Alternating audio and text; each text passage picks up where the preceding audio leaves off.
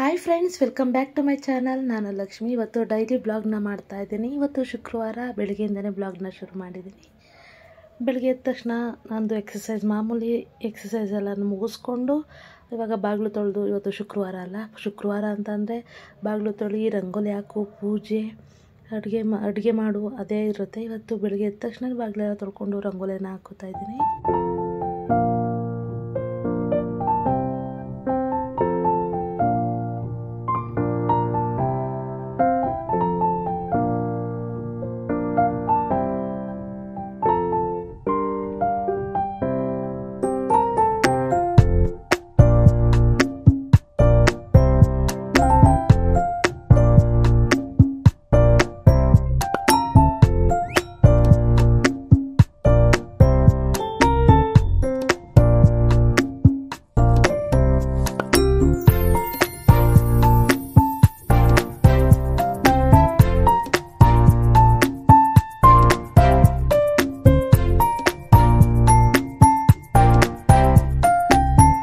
ಶುಕ್ರವಾರ ಅಂತಂದರೆ ಫಸ್ಟ್ ಬರೋದೇ ಬಾಗಿಲು ತೊಳಿ, ರಂಗೋಲಿ ಹಾಕೋ, ಪೂಜೆ ಮಾಡೋದು. ರಂಗೋಲಿನ ತುಂಬ ಚೆನ್ನಾಗಿ ಆಗಬೇಕು ಅಂತ ಅಂದ್ಕೊಂಡಿರ್ತೀವಿ. ಶುಕ್ರವಾರ ಅಲ್ಲ, ಲಕ್ಷ್ಮಿ ಬರೋ ವಾರ ಅಂತ ಅಂದ್ಬಿಟ್ಟು ರಂಗೋಲಿ ಎಲ್ಲ ಹಾಕ್ಕೊಂಡೆ, ನೀಟಾಗೆಲ್ಲ ಹಾಕ್ಕೊಂಡಾದ್ಮೇಲೆ ಇವತ್ತು ತಿಂಡಿನ ಪ್ರಿಪೇರ್ ಮಾಡ್ತಾಯಿದ್ದೀನಿ. ಮೊದಲಿಗೆ ಇಲ್ಲಿ ತಿಂಡಿಗೆ ನಾನು ಹಳ್ಳಿ ಸ್ಟೈಲ್ ಮಾಡ್ತಾರಲ್ಲ ಪಲಾವು, ಅದನ್ನು ಮಾಡೋಣ ಅಂತ ಅಂದ್ಕೊಂಡು ಇಲ್ಲಿ ತರಕಾರಿ ಎಲ್ಲ ಹಚ್ಚಿಟ್ಕೊಂಡಿದ್ದೀನಿ. ಅದಾದಮೇಲೆ ಇಲ್ಲಿ ಮಸಾಲೆನ ರುಬ್ಕೋತಾ ಇದ್ದೀನಿ. ಇಲ್ಲಿ ಒಂದು ಜಾರನ್ನ ತಗೊಂಡು ಇಲ್ಲಿ ಬೆಳ್ಳುಳ್ಳಿ, ಶುಂಠಿ, ಹಸಿಮೆಣಸಿನ್ಕಾಯಿ, ಚಕ್ಕೆ, ಅದಾದಮೇಲೆ ಲವಂಗ, ಏಲಕ್ಕಿ, ಈರುಳ್ಳಿ, ಒಂದು ಈರುಳ್ಳಿ ಆದರೆ ಸಾಕು. ಅದಾದಮೇಲೆ ಒಂದು ಟೊಮೊಟೊ ಹಣ್ಣು ಹಾಕ್ಕೋತಾ ಇದ್ದೀನಿ. ಆಮೇಲೆ ಸ್ವಲ್ಪ ಕಾಯಿನ ಹಚ್ಚಿ ಸ್ವಲ್ಪ ಹಾಕ್ಕೋತಾ ಇದ್ದೀನಿ. ಅದಾದಮೇಲೆ ಒಂದು ಹಿಡಿಯಷ್ಟು ನಾನು ಇಲ್ಲಿ ಕೊತ್ತಂಬರಿ ಸೊಪ್ಪು, ಸ್ವಲ್ಪ ಪುದೀನನ ಹಾಕ್ಕೋತಾ ಇದ್ದೀನಿ ಫ್ಲೇವರ್ಗೋಸ್ಕರ.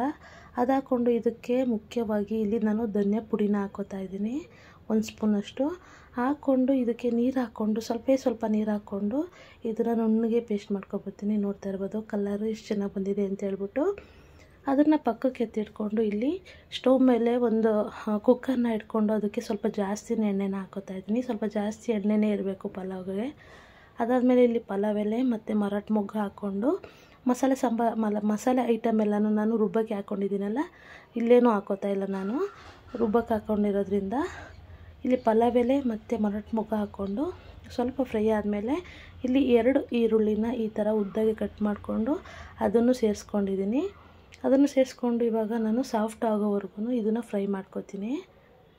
ಸ್ವಲ್ಪ ಸಾಫ್ಟ್ ಆಗಬೇಕು ಇದು ಈರುಳ್ಳಿ, ಅಂದರೆ ಕೆಂಪಗಾಗಬೇಕು, ಅಲ್ಲಿವರೆಗೂ ಇದನ್ನು ಫ್ರೈ ಮಾಡಿಕೊಂಡು ಇವಾಗ ಮಸಾಲೆ ರುಬ್ಬಿಟ್ಕೊಂಡಿದ್ದನಲ್ಲ ಅದನ್ನು ಹಾಕ್ಕೋತಾ ಇದ್ದೀನಿ. ಮಸಾಲೆನ ಇದು ಹಸಿ ಮಸಾಲೆ ಆಗಿರೋದ್ರಿಂದ ಫ್ರೈ ಮಾಡ್ದೇ ಹಾಕ್ಕೊಂಡು ರುಬ್ಕೊಂಡಿರೋದ್ರಿಂದ ಇದನ್ನು ಸ್ವಲ್ಪ ಅರಿಶಿನ ಹಾಕ್ಕೊಂಡು ಚೆನ್ನಾಗಿ ಎಣ್ಣೆ ಬಿಡೋವರೆಗೂ ಫ್ರೈ ಮಾಡ್ಕೋಬೇಕು. ಈ ಥರ ಚೆನ್ನಾಗಿ ಎಣ್ಣೆ ಎಲ್ಲ ಬಿಡಬೇಕು, ಹಸಿ ವಾಸನೆ ಎಲ್ಲ ಹೋಗಿ ಎಣ್ಣೆ ಬಿಡ್ಕೊಬರ್ಬೇಕು, ಅಲ್ಲಿವರೆಗೂ ಇದನ್ನು ಫ್ರೈ ಮಾಡ್ಕೋಬೇಕು. ತುಂಬಾ ಚೆನ್ನಾಗಿ ಬರುತ್ತೆ ಇದು. ಹಳ್ಳಿ ಸ್ಟೈಲ್ ಅಂತಲೇ ಹೇಳ್ಬೋದು. ಎಷ್ಟು ರುಚಿಯಾಗಿ ಬರುತ್ತೆ ಅಂತಂದರೆ ನಾನು ರುಬ್ಬಕ್ಕೆ ಟೊಮೊಟೊ ಮತ್ತು ಈರುಳ್ಳಿ ಎಲ್ಲನೂ ಹಾಕಿದ್ದೀನಲ್ಲ, ತುಂಬಾ ಟೇಸ್ಟ್ ಚೆನ್ನಾಗಿ ಬರುತ್ತೆ. ಸ್ವಲ್ಪ ಎಲ್ಲ ಚೆನ್ನಾಗಿ ಫ್ರೈ ಆದಮೇಲೆ ಮಸಾಲೆಯಲ್ಲಿ ತರಕಾರಿ ಹಚ್ಚಿಟ್ಕೊಂಡಿದ್ದೆನಲ್ಲ ತರಕಾರಿ ಅದೆಲ್ಲನೂ ಹಾಕ್ಕೊಂಡು ಒಂದು ಟೊಮೊಟೊ ಹಣ್ಣು ನಾನು ಇದಕ್ಕೂ ಸೇರಿಸ್ಕೊತಾ ಇದ್ದೀನಿ. ರುಬ್ಬಕ್ಕೂ ಹಾಕ್ಕೊಂಡಿದ್ದೆ ಮತ್ತು ಇಲ್ಲಿಗೂ ಹಾಕ್ಕೊಂಡಿದ್ದೀನಿ. ಟೊಮೊಟೊ ಹಣ್ಣು ಹಾಕ್ಕೊಂಡು 1-2 ನಿಮಿಷ ಚೆನ್ನಾಗಿ ಫ್ರೈ ಮಾಡ್ಕೊಂಡಾದಮೇಲೆ ಸ್ವಲ್ಪ ಉಪ್ಪು ಹಾಕ್ಕೊಂಡು ನಾನು ಫ್ರೈ ಮಾಡ್ಕೊಂಡಿದ್ದೀನಿ. ಅದಾದಮೇಲೆ ಇಲ್ಲಿ ತೊಳೆದು ನಾನು ನೆನೆಯೋಕೆ ಇಟ್ಕೊಂಡಿದ್ದೆ ಅಕ್ಕಿನ, ಒಂದು ಅರ್ಧ ಅವರ್ ನೆನೆಸ್ಕೊಂಡಿದ್ದೆ, ಅದನ್ನು ಹಾಕ್ಕೊಂಡಿದ್ದೀನಿ. ಅದನ್ನು ಹಾಕ್ಕೊಂಡು ಇದು 1-2 ನಿಮಿಷ ಫ್ರೈ ಮಾಡ್ಕೋಬೇಕು. ಈ ಥರ 1-2 ನಿಮಿಷ ಫ್ರೈ ಆದಮೇಲೆ ನಾನು 1 ಲೋಟಕ್ಕೆ 2 ಲೋಟ ನೀರು ಥರ ಇಲ್ಲಿ ನೀರನ್ನ ಸೇರಿಸ್ಕೊತೀನಿ. ನಾನು ಇಲ್ಲಿ 2 ಪಾವ್ ಅಂತಾರಲ್ಲ ಅಷ್ಟು ಹಾಕ್ಕೊಂಡಿದ್ದೀನಿ.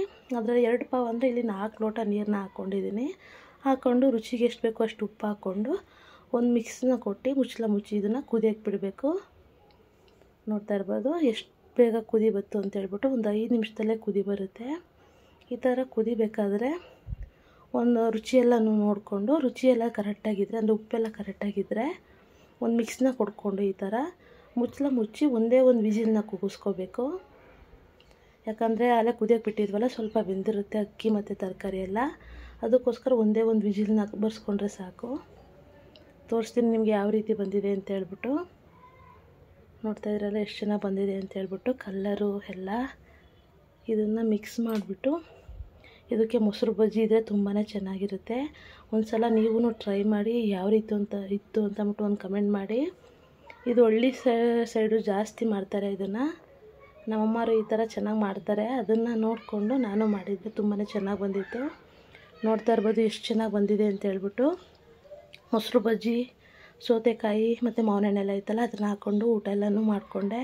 ಊಟ ಎಲ್ಲ ಮುಗಿಸ್ಕೊಂಡು ಈಗ ಕೆಲಸನ ಶುರು ಮಾಡಿದ್ದೀನಿ. ಯಾಕಂದರೆ ಬೆಳಗ್ಗೆ ಎದ್ದ ತಕ್ಷಣವೇ ಬಾಗಿಲು ತೊಳಿ, ರಂಗೋಲಿ ಹಾಕು, ಆಮೇಲೆ ನಮ್ಮ ಯಜಮಾನ್ರು ಆಫೀಸ್ಗೆ ಹೋಗೋದ್ರಿಂದ, ನನ್ನ ಮಗ ಸ್ಕೂಲ್ಗೆ ಹೋಗೋದ್ರಿಂದ ನನಗೆ ಸ್ವಲ್ಪ ಕೆಲಸ ಜಾಸ್ತಿ ಇರುತ್ತೆ. ಅವಾಗೆಲ್ಲ ನಾನು ಏನು ಕೆಲಸನ ಮಾಡೋಕ್ಕಾಗಲ್ಲ. ಅದಕ್ಕೋಸ್ಕರನೇ ಅವರೆಲ್ಲ ಹೋದ್ಮೇಲೆ, ಆಫೀಸ್ಗೆ ಹೋದ್ಮೇಲೆ, ನನ್ನ ಮಗ ಸ್ಕೂಲ್ಗೆ ಹೋದ್ಮೇಲೆ ತಿಂಡಿ ಎಲ್ಲ ಮುಗಿಸ್ಕೊಂಡು ಈಗ ಮನೆಯೆಲ್ಲನೂ ನೀಟಾಗೆಲ್ಲನೂ ಬೆಡ್ಶೀಟ್ ಎಲ್ಲನೂ ಆರಿಸ್ಬೇಕಿತ್ತು.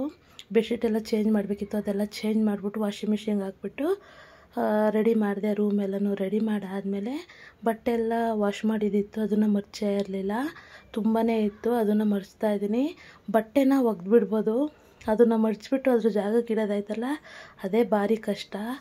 ಅದಕ್ಕೋಸ್ಕರ ಇವಾಗ ಎಲ್ಲನೂ ನೀಟಾಗಿ ಮರ್ಚ್ಕೊಂಡು ಬಟ್ಟೆ ಎಲ್ಲನೂ ಅದರ ಜಾಗಕ್ಕೆಲ್ಲನೂ ಇಟ್ಕೊಂಡಾದಮೇಲೆ ಸಾಯಂಕಾಲ ಮನೆಯೆಲ್ಲ ಒರೆಸ್ಕೊಂಡು, ಇವತ್ತು ಶುಕ್ರವಾರ ಆಗಿರೋದ್ರಿಂದ ಪೂಜೆನ ಮುಗಿಸ್ಕೊಂಡೆ, ಶುಕ್ರವಾರ ಪೂಜೆನ. ಅದಾದಮೇಲೆ ತಿರ್ಗಾ ಕಂಟಿನ್ಯೂ ಏನು ಮಾಡೋಕ್ಕೆ ಹೋಗಲಿಲ್ಲ ವೀಡಿಯೋನ.